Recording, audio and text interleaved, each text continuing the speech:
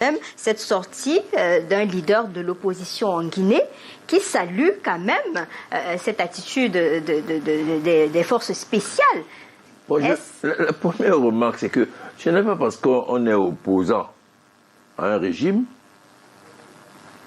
que les intentions de cet opposant vont toujours dans le sens de l'intérêt général de ses habitants et du pays.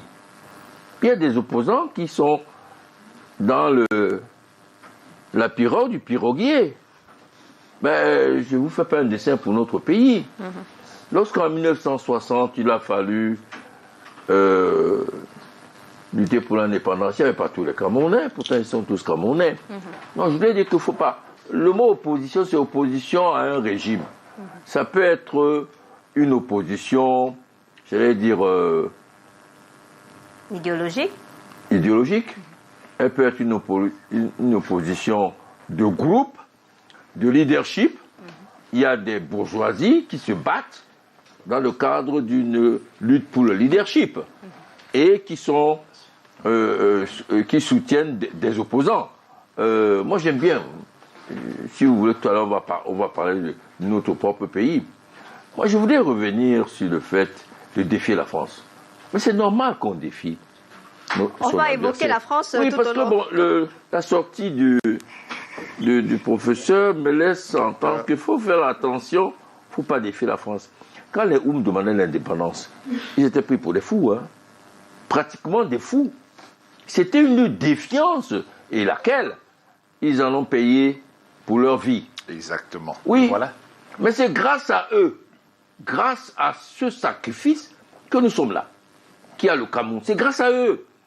Parce que, apparemment, vous voulez des Africains qui s'alignent sur leur bourreau. De manière stratégique. Leur bourreau. Vous savez, la première démarche d'un esclave, c'est de défier son maître. Et des esclaves consentants, vraiment, je pense qu'on n'est plus à l'ordre du jour. Par rapport à cet enthousiasme, vous savez, Hitler a fait également courir des foules énormes.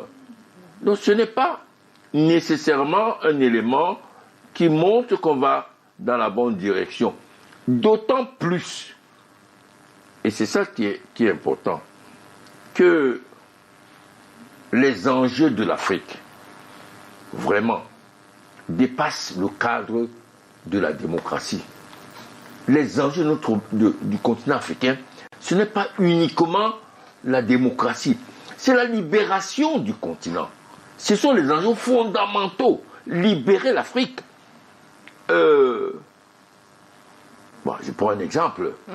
Ben, on a abattu Kadhafi. On a taxé de non-démocrates. Mais qu'est-ce que Kadhafi n'a pas fait pour son peuple? On l'appelait dictateur. Dictateur. Qu'est-ce qu'il n'a pas entrevu pour l'Afrique? Il faut faire attention. Nos enjeux, il ne faut pas coller nos enjeux à une société occidentale qui dans le contexte actuel, participe justement à cet écrasement de l'Afrique. On ne peut pas recevoir des leçons de ceux qui écrasent notre continent. On ne peut pas. Alors, Aimé